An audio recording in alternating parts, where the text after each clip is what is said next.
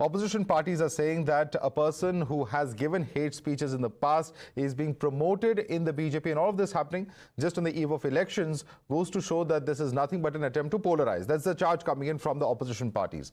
How do you look at it, Mr. Rajgopalan? It's a decision of BJP. How can we question the decision of a BJP political party? Apart from that, Asduddin Owaisy's brother himself said, 15 minute मुझे दे दो, मैं हिंदू को कतरा कर देंगे. And second thing, Aurangabad में जाकर के कितना वो मजार में खराब करते हैं. इमरान जो जश्न प्रियंका गांधी ने उनकी सीट दिया है, नरेंद्र मोदी के खिलाफ इतना गंभीरता से एंटी हिंदू भाषण दे रहे थे.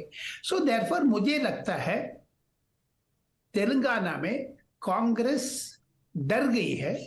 राजा सिंह का राजा नाम रखने में भी 2G आ जाते हैं, लेकिन अभी तेलंगाना में राजा नाम आ जाते, हिंदू का नाम आ जाते.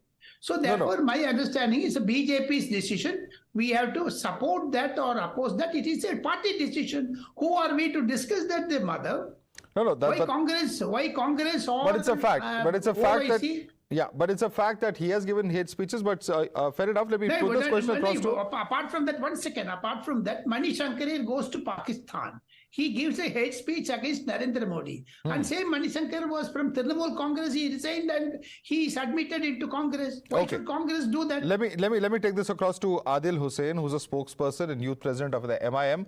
Adil Hussain, the question that is being asked by the BJP is that look at your own party leader's track record. We all know what Akbaruddin Owaisi said, and that too is in the category of hate speech. Mr. Rajgopalan says that this is signs of nervousness. Adil Hussain, बड़े भाई BJP सिर्फ एक seat जीती है तेलंगाना में.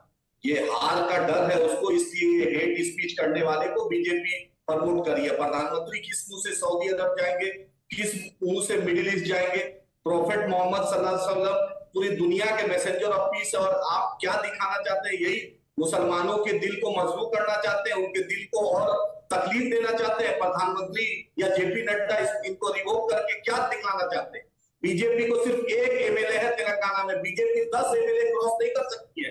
BJP Raja Singh के चेहरा दिखाकर हेट को बढ़ाकर बीजेपी चाहती है बढ़ जाए, लेकिन तेलंगाना की आवाम जानती है कि बीआरएस की सरकार में अगर 44% अगर सॉफ्टवेयर इंडस्ट्री में जॉब अपॉर्चुनिटी है तो तेलंगाना में पर कैपिटा इनकम में पूरे हिंदुस्तान में सबसे ज्यादा तेलंगाना आगे है, इन्वेस्टमेंट में सबसे ज्यादा तेलंगाना आगे है, और पिछले 10 सालों में तेलंगाना में एक भी दंगा नहीं हुआ. यही तेलंगाना की शान है. और जहां तक अकबर ओवैसी साहब का ये बात बोल रहा है, अकबर ओवैसी साहब को कोर्ट से क्लीन चिट मिल गया है. वो फैब्रिकेटेड था, वो गलत था, वो मीडिया ट्रायल था, और बाजाबते ऑनरेबल हाई कोर्ट और वहां का जो लोकल ट्रायल कोर्ट उसने 22 बरी किया है. इसलिए आप बार बार अकबर साहब को याद करते हैं. एक अकबर 1500 ईस्वी में था, एक अकबर 21वीं सदी में. वो अकबर ओवैसी साहब 18,000 बच्चे को फ्री पढ़ाते हैं, 6,000 लड़कियों को फ्री पढ़ाते हैं. नहीं, समाज सेवा करते होंगे, मैं उस पर जा नहीं रहा हूं, लेकिन उनकी जो स्पीचेस पब्लिक है. But nevertheless let me take that question across to Ratan Shah.